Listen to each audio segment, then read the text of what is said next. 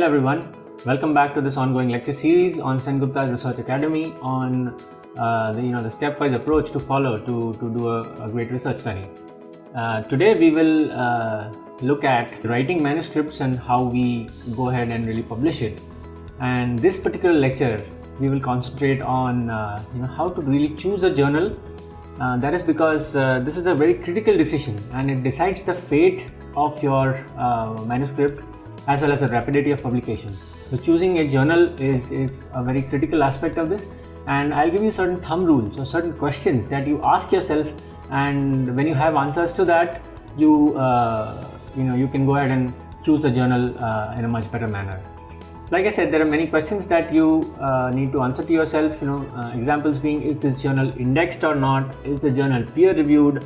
What is the impact factor of a journal? There are many other questions that you will need to sort of answer to yourselves. And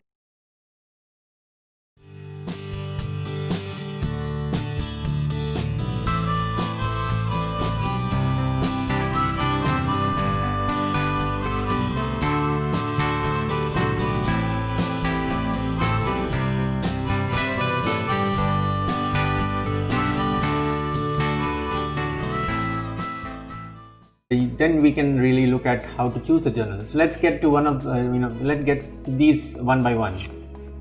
The first question that you want to ask is your journal of choice an indexed journal or not? Like I had said in our previous lectures, there are many online databases which give you the journal of choice and which really index all biomedical or rather scientific articles which are being published on a very regular basis. And the commonest or the one which is sort of the best to use is the PubMed Central and Medline databases, which we have looked extensively in the previous lectures. There are many other databases like Science Citation Index Expanded, which is published by Thomson Reuters. Others are Embase, Cochrane, Google Scholar, MD Consult, Web of Science. There are many of these. Now really you want to think about whether your journal is indexed in any one of these, and preferably is it indexed in PubMed. This is the home page of the PubMed database, which you have already seen, and you want to see whether your journal is indexed on PubMed and Medline or not. This is the home page of the Science Citation Index Expanded, which is run by Thomson Reuters. Currently there are about 63 journals from ophthalmology which are indexed in this database.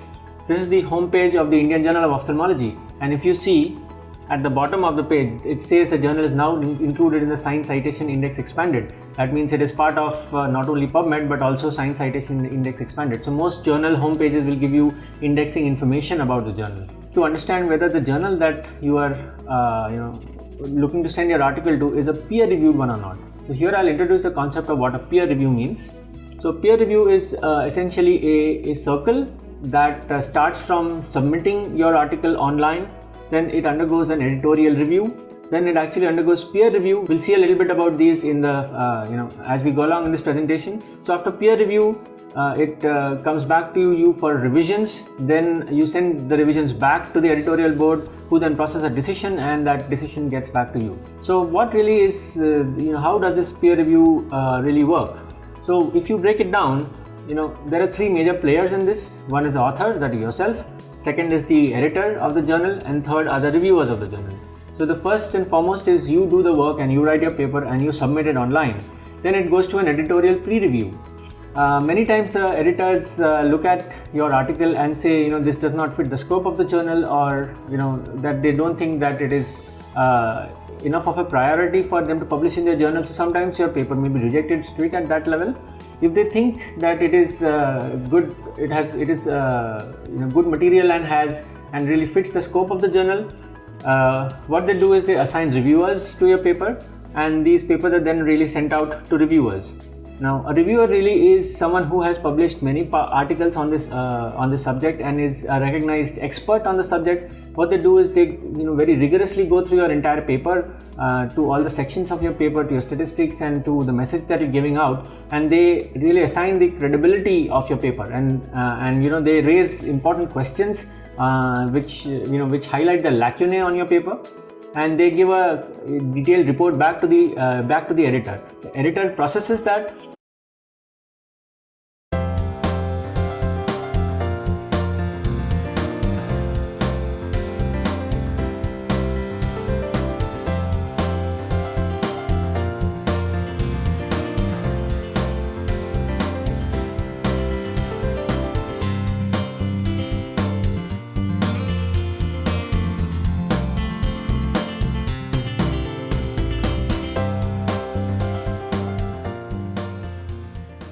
and what he really does is, really thinks about whether to accept the paper, to reject the paper, or most commonly to send it out for revisions.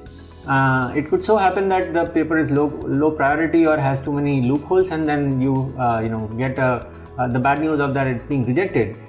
It is extremely rare for a paper to get accepted right at the first review. So the most common decision that journals would make at this stage, or the editors would make at this stage, is revision of the paper. So with all the comments from the reviewers as well as the editorial board, these comments are really sent back to you. What you do is you revise the paper as per recommendations, and you revise and you submit a revised manuscript back to the editorial office. They check these revisions and they send it back to the reviewer to really see and to ask whether they are really happy with the changes made in the paper or not. Once that is done, the reviewer again gets back to the editorial board saying that whether he's happy or is not, and that is when the editorial board really takes a decision on your paper, and it could either be accept, reject, or sometimes revise again. If you have done a great job and written the paper well, and paper is accepted, what happens to that is then it is sent out to the publisher, like Elsevier or Walter Kluwer's or any of these publishers who are publishing your journal. And what they do is they send you a proof, and which is a simulation of how your paper will look in print. You are expected to go over the proof, check the proof very carefully, and then send it back to the publisher. And finally, what happens is the paper gets published ahead of print, that is online, and then really in print. So that is generally how peer review works. If you see, the major player here is the editorial staff and the editorial board. Also, an important part of this that is played in your acceptance or rejection process is played by the reviewer. This is a screenshot of the ICMJE, that is the International Committee of Medical Journal Editors website, and most journals today stick to guidelines given by the ICMJE. After indexing and peer review, you want to then ask what is the impact factor of a journal. So we'll now look at what an impact factor really means. The impact factor is a systematic method to grade scientific journals in order of popularity and merit. So which journal is the best one, which is not the best one, which is the worst one, for example. Is there a way to rank journals from number 1 to say number 70 or number 80? The Thomson Reuters, that is, like I said, the Science Citation Index Expanded is the database, and Thomson Reuters runs it, and they have come up with this formula which they call the impact factor. So we look at how impact factor is calculated. If A is the number of times article is published in 2006 and 7 were cited by index journals during 2008, and B is the total number of citable items published by that journal in the same year, that is 2006 and 2007, then 2008's impact factor for the 2 years becomes A divided by B.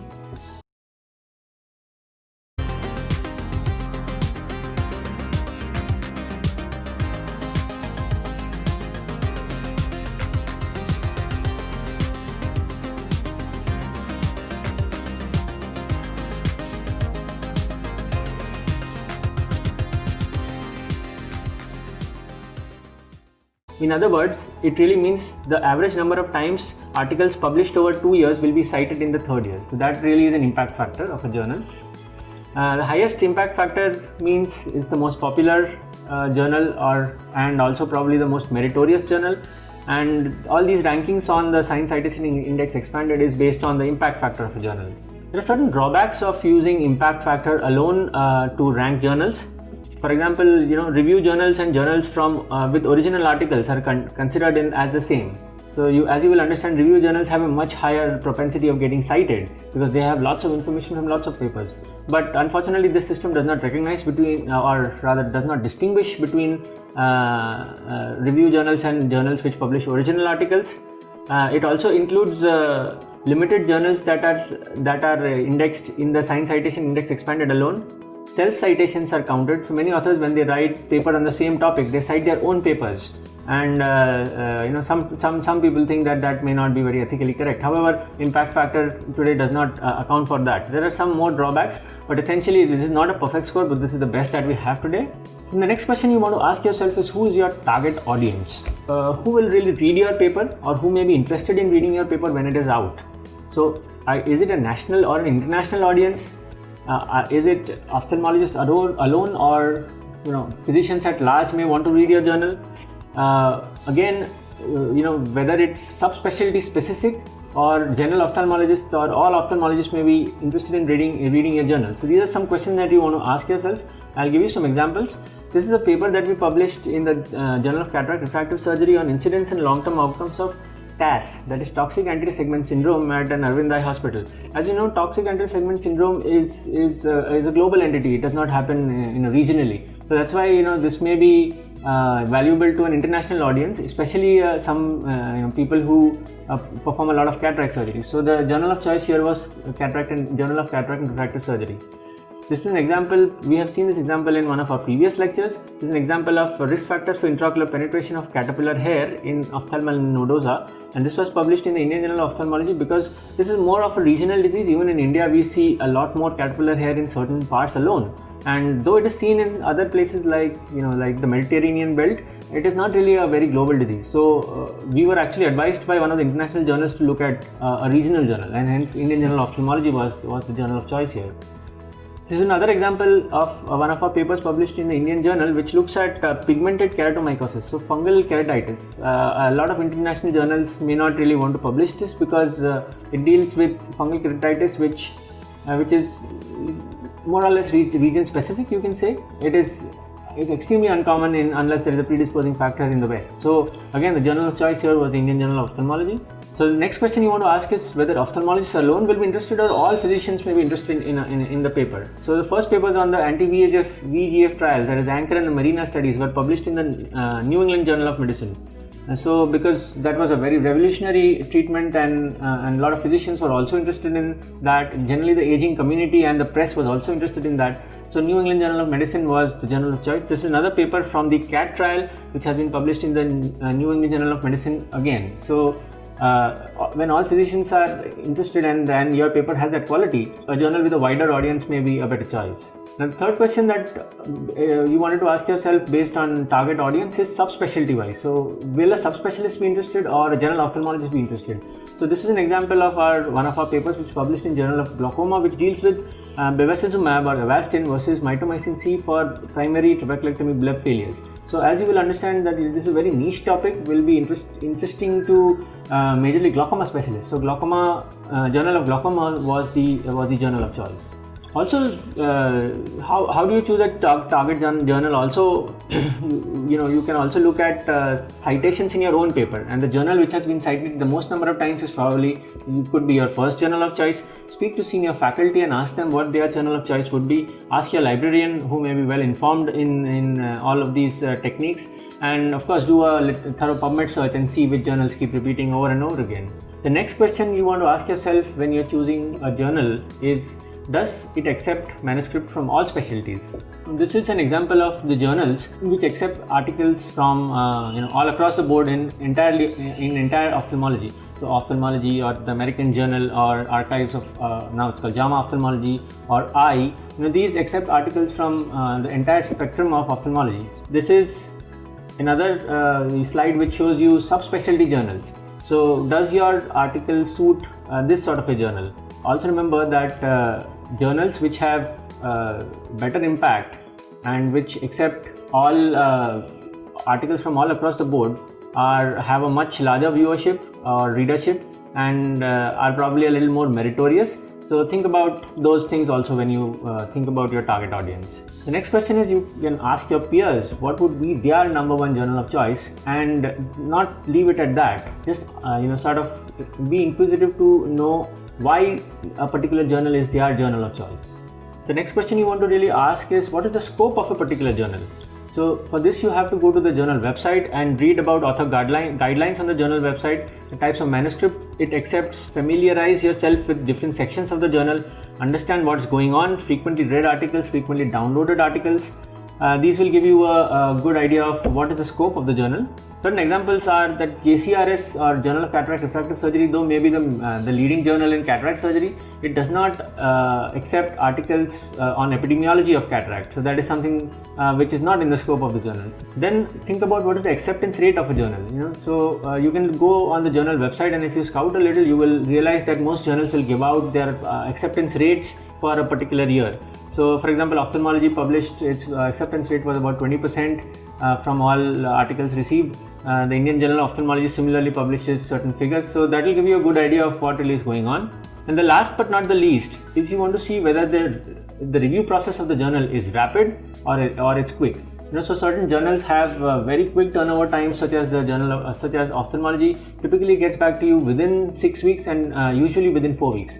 There are many other journals which do the same, and there are certain journals which really don't do that quickly. So you may not hear back from the journal for months at a time.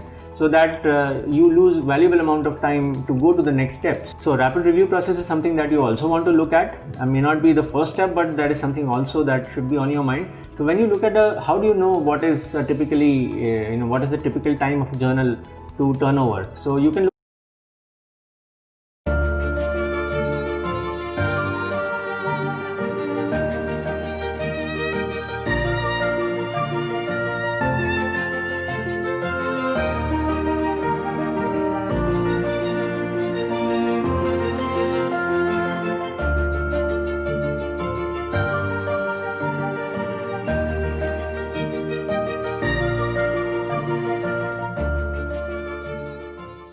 at a full text article, and usually on the first page it will say journal article received on so and so date and accepted on so and so date, and what was the interval between the two dates. That will give you a good idea of how long the turnover is on a particular journal.